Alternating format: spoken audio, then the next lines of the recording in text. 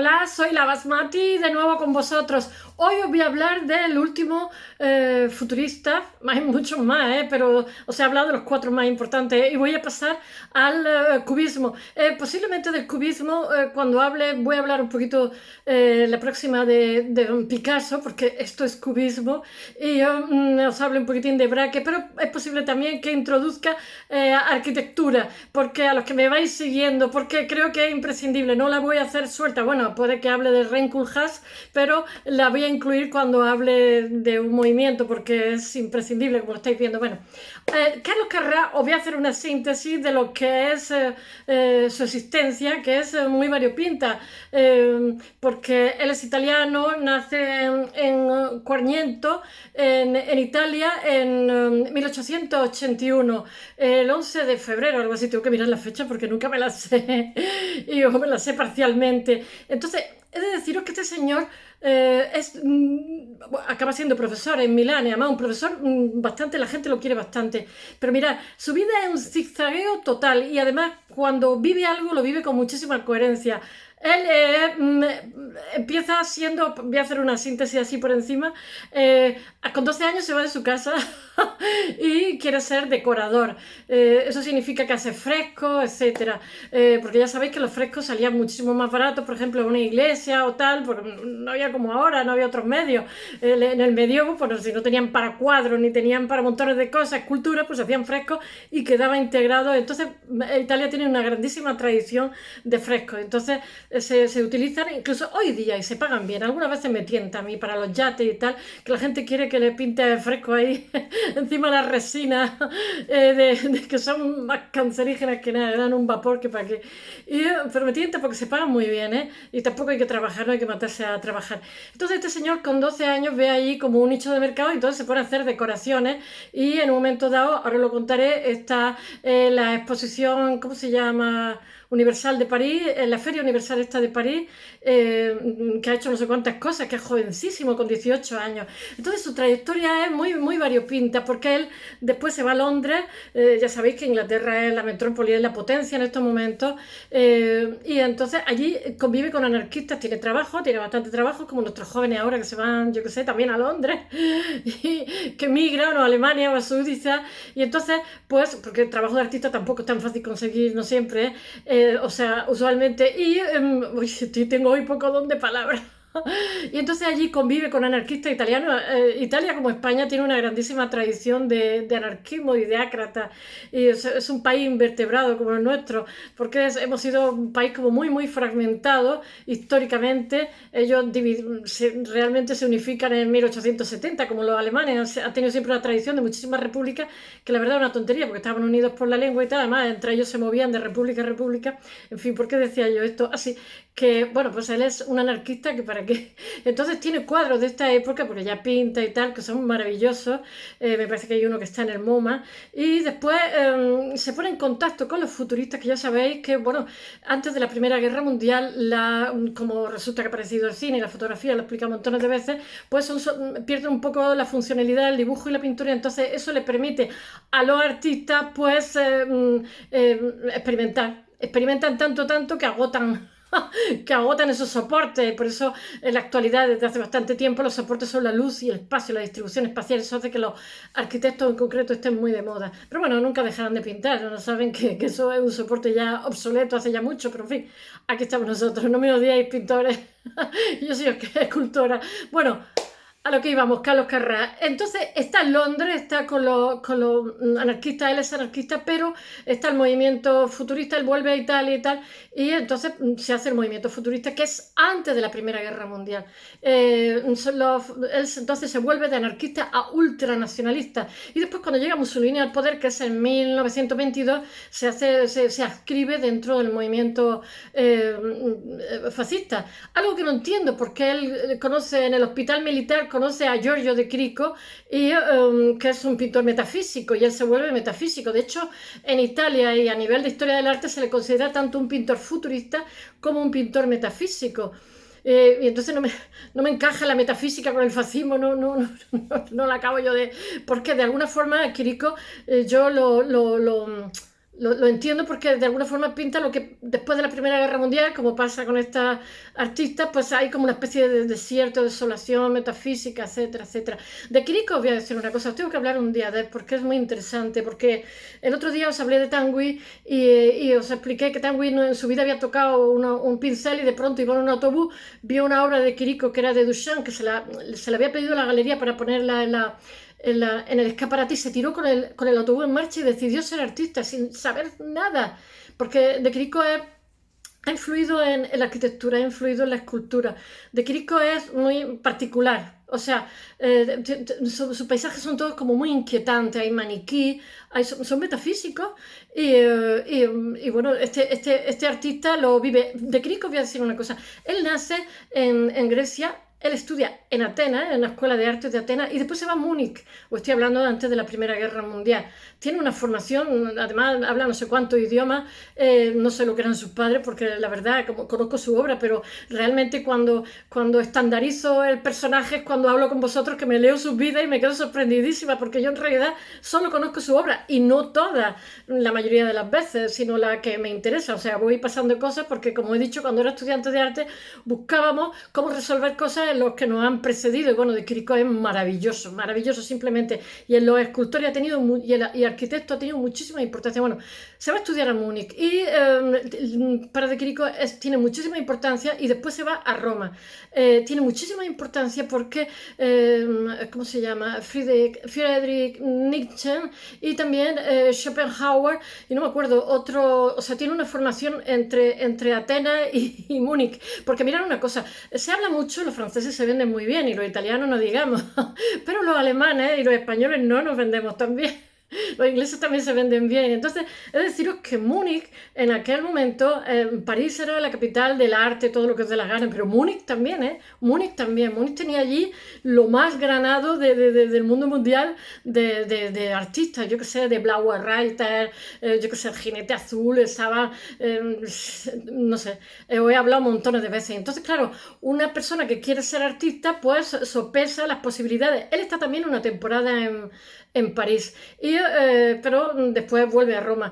Y entonces, solamente deciros, antes de empezar a contar su vida, que este señor primero es anarquista, luego se hace futurista, que es como decir, se hace fascista, después deja el futurismo, hace unas cosas preciosas en el futurismo, tiene una crisis personal también, se vuelve, pues claro, es que conviven tantas ideas en su interior y tan antitéticas muchas de ellas. Entonces, cuando con De Chirico abandona totalmente el futurismo y se hace metafísico como De Chirico, y después vuelve a abandonar la metafísica de Chirico, que hace unos cuadros precisos también, y entonces se adentra, antes de hablaros para que lo entendáis, se adentra en el Trecento, y entonces, y también, ¿cómo se llama? También estudia mucho a Giotto, tiene muchísima influencia porque dice que la respuesta suya está en el Trecento, que son como un poco como los primitivos de lo que va a venir luego en el Renacimiento. Pero ya sabéis que los primitivos que ya los prerrafaelistas y los nazarenos les gustaban mucho, tienen un punto de ingenuidad en arte porque están menos monetizados, como los canales, o sea, están menos profesionalizados, utilizan como menos trucos, tienen un punto más ingenuo, y eso es muy cautivador y muy artístico, y son como más imprudentes, menos políticamente correctos, por decirlo de alguna forma. Y bueno, Giotto está consagradísimo, pero bueno, Giotto también, no me acuerdo si era Cimabue, no me acuerdo, tiene como varios en los cuales su pintura, entonces utiliza en esta última etapa, después de haber sido anarquista, futurista y metafísico, que es lo que más le ha calado así la metafísica, utiliza la soledad, los bañistas, utiliza, ¿cómo diría yo?, la luz un poco exagerada del Trecento, para impactar al espectador cuando mire sus cuadros. Tiene unas cosas preciosas, De hecho, yo creo que vive 85, 86 años y está trabajando hasta el final, pero ya os digo que es profesor de arte en Milán, en una escuela que dicen los italianos, no sé cuál, pero y que es bastante apreciado por la gente. Después, por supuesto, deja de ser fascista y todo lo que os dé la gana. Yo, mirad, no lo justifico, pero los jóvenes también tienen derecho a reescribir su historia, podía equivocarse. Pienso también en la Revolución Rusa, todos los que hicieron y murieron por la Revolución Rusa, nadie imaginaba que iba a haber un chalao como Stalin. Entonces yo pienso que a lo mejor los fascismos, pues sí, son horrorosos, todo lo que se la gana, pero nadie imaginaba que iba a haber un genocidio. Entonces, bueno, pues en fin, como que intento pensar que cuando tienes 20 años o 18 quieres cambiar el mundo y entonces pues las ideas nuevas que hay te escribes a ellas. Bueno, y después de justificar aquel fascismo, porque Mussolini era mucho Mussolini, pero también a Mussolini se le fue yendo las cosas de la mano, porque tenía una amante judía y entonces sus colaboradores le dijeron no, que se vaya, que le puede pasar algo, cuando se fue pasando el tiempo, porque se fue como radicalizando la escena política. En fin, no hablemos de estos temas, vayamos a Carlos Carrà y ya he hecho una síntesis de lo que es su vida. Espero que ahora cuando os cuente 1910, no sé qué, porque claro, el tiempo tampoco da para que os cuente muchísimo más. Un día hablaré de Giorgio de Chirico porque creo que es muy importante e influye muchísimo. Bueno, deciros también que este señor es uno de los fundadores de los 4 que está junto a Marinetti, que es el que aglutina, el poeta que aglutina cuando hacen el manifiesto futurista. Ayer hablé de San Elías, que es maravilloso, y posiblemente mañana os hable del cubismo y os hable de los... ¿Cómo se llama? Unas tiendas que se llama La Virgen Negra en Praga, que es un edificio cubista, porque voy a integrarlo todo, espero que os guste. Bueno, venga, voy a empezar. Nace en Quargento, algo así, en Italia, el 11 de febrero de 1881. A los 12 años de edad, como he dicho, se emancipa de casa y en 1899... ¡Ay! Ya está... Voy al gimnasio, desinfectan tanto las salas, yo tengo sensibilidad química para el virus, que la gente no pillará el virus, pero yo me duele la tráquea, yo no sé hasta qué punto es bueno hacer gimnasia con tanta desinfección, porque nos van a matar la desinfección, el virus no, pero la desinfección sí. Ay, qué agonía, de verdad. Querían que hiciéramos gimnasia con el eso, digo, no, si tengo que hacer con eso paso a hacer gimnasia. Por favor, qué cosa os cuento. Bueno. En 1899, que tiene 18 añitos, pues ya está el hombre que ha decorado varios pabellones de la Exposición Universal de París. Él deja una obra grande porque es muy trabajador. Y he de deciros que, se me ha olvidado contaros que Giorgio de Chirico es también escritor y ha dejado novelas para la historia de la literatura, muy buen escritor, eran todos buenos escritores. Y este también, el que estoy contando, también deja montones de ensayos de arte que también se utilizan y no han perdido, ¿cómo se dice?, actualidad. Bueno, con 18 años, se ha ido a los 12 años de casa, yo qué sé, qué loco que estaba. Con 18 años ya ha decorado varios pabellones en la Exposición Universal de París. Lidera el movimiento futurista, como he dicho antes, con Giacomo Balla, que os hablé el otro día, y que comienza bueno, ya sabéis cuando empieza el futurismo, porque lo he contado 100 millones de veces. Realmente el futurismo llega de principios del siglo casi hasta antes de la Primera Guerra Mundial. Siempre que hay una guerra mundial se carga el futurismo. Hoy el futurismo se carga cualquier movimiento porque unos mueren, otros están impactados, tienen shock postraumáticos, en fin, después de una guerra nadie sale igual, es como la gente que va a la cárcel, después de la cárcel dice que va poco tiempo, bueno, después de estar en la cárcel nadie sale exactamente como entró. En fin, qué teoría. Bueno, el caso es que cuando está más tarde, pues como he dicho, conoce a Giorgio de Chirico en el hospital militar, por lo visto estarían heridos, vete a saber, y cambia totalmente su pintura futurista y la hace metafísica y tiene unos cuadros maravillosos. Él ha residido un tiempo en Londres, como he dicho, con los anarquistas italianos y ha tenido un pensamiento anarquista antes de meterse en el futurismo. Era un anarquista convencido. Aquí vamos, de derecha a izquierda, de izquierda a derecha. Bueno, hasta convertirse en un ultranacionalista, como son los futuristas. En 1901 regresa a Milán, porque todo el futurismo está en Turín, Milán, por toda esa zona geográfica. Y en 1906 se matricula en la Academia de Brera. Eso me recuerda a los cuadros que tenemos. Y del que es alumno de César, no me acuerdo cómo se llama, Tallera será en italiano. En 1910 se inicia la mejor etapa suya pictórica. Tiene los cuadros preciosos que los he puesto en el blog, pero ya sabéis que hasta que esto no suba no puedo subir el blog, que si no queréis leerlo no lo leáis, pero nada más que por ver los cuadros son maravillosos. Es que aquí no me permiten ponerlo. Bueno, se inicia su mejor etapa como pintor. Entre 1920 y 1930 hay también, tiene como una especie de crisis. Después de tener una etapa maravillosa, tiene como una etapa sombría, pero que a mí me gustan mucho los cuadros que tiene. Lo he puesto en el blog, es así, diferentes etapas para que visualmente se pueda ver, porque los estados de ánimo influyen muchísimo en los resultados en los pintores y en el resto de los mortales. Bueno, de esa época está Mañana en el mar. Es preciosa, es preciosa, porque además hay un salto del futurismo a lo metafísico que no os podéis ni imaginar. Y bueno, del anarquismo al futurismo, el futurismo a lo metafísico. Pero él escribe y justifica todas las cosas que hace. Después se dedica nada más que al 300, como ya he dicho. Después, bueno, en 1910, junto con Boccioni, Russolo, Marinetti, que tengo ahí la fotografía, fundan el primer manifiesto de futurista. Y entonces, en 1911, pinta una obra que es muy, muy famosa, que es preciosa y está en el MoMA, que se llama, ¿cómo se dice? Funeral por el anarquista Gali, que está en el MoMA, ya lo digo, es muy bonita, es muy bonita. Es que yo creo que la época entre 1910 y 1920, que pasa del anarquismo al futurismo, del futurismo a la metafísica, que le pilla la guerra por medio, hace unas cosas alucinantes. También es muy jovencito. Bueno, en el ejército, como he dicho, conoce a Giorgio de Chirico. Giorgio de Chirico, después está los surrealistas. Hay montones de artistas que dicen que se basan en él, no solamente Tanguy, que se tira con él y que decide ser artista, sino también Salvador Dalí, bueno, montones, porque los surrealistas es que Giorgio de Chirico hace como un paisaje después de una guerra, es un paisaje desolado, donde hay como un maniquí con los ojos, con los cuencas vacíos, o sea, tiene un rollo un poco inquietante, pero son bonitos los cuadros, una arquitectura, está todo vacío, pero hasta cierto punto se puede entender, porque una posguerra, pues yo qué sé, lo que deja es tierra wasteland, como la obra de T.S. Eliot, ¿no? Tierra devastada, o sea, deja nada, deja un desierto en la gente que ha pasado por ahí y en los escenarios también. Bueno, entonces Giorgio de Chirico, que es el creador de la pintura metafísica, deja de ser futurista y se pasa a la pintura metafísica.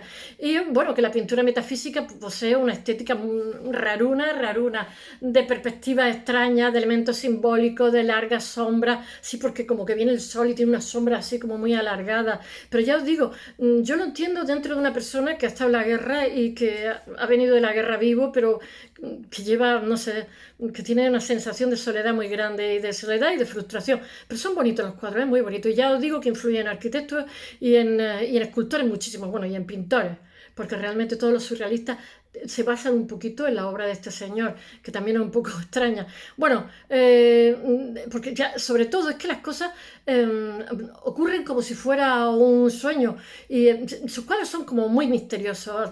Siempre ha tenido muchísima influencia y muchísimos admiradores, porque son cuadros de maniquís con las manos enguantadas, en un mundo con horizontes lejanos, yo que sé, grandes arquitecturas vacías, colosales y fantasmagóricas. Lo he puesto también, esta obra de Chirico, y la obra que él hace, que también utiliza los modelos y también la arquitectura. Bueno, destaca de esta época, la 1917, La habitación encantada, de nuestro Carrà, en el cual hay una atmósfera de misterio, una perspectiva totalmente renacentista, exagerada y yo qué sé, un poco agobiante, ¿qué queréis que os diga?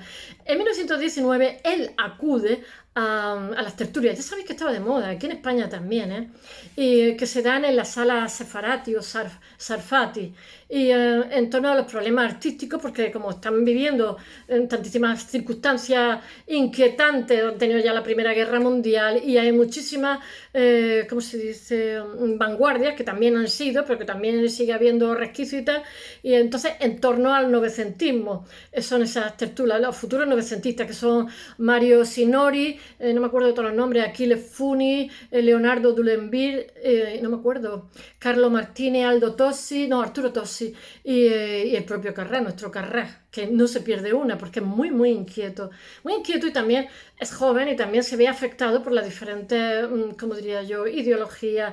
Pero ya os digo que yo no entiendo muy bien cómo puede estar adscrito al partido fascista, o sea, al partido de Mussolini y estar haciendo pintura metafísica. No me encaja una cosa con otra, porque los metafísicos son hipersensibles. Pero bueno, a partir de este momento, de esta tertulia que estoy hablando, y a partir de este momento, la subida de Mussolini, él da otro giro Y entonces se dedica, o sea, cambia totalmente, se dedica a hacer paisajes con estilo cada vez más naturista, más característico de, yo qué sé, como neoimpresionista, novecentista, porque es que también tener en cuenta que es un artista y se está juntando con novecentistas. Bueno, presenta su obra en la Bienal de Venecia en 1924 y en el 26, pero realmente es en el 28 cuando ya la reconocen y le dejan una sala para él donde puedes poner 19 obras suyas.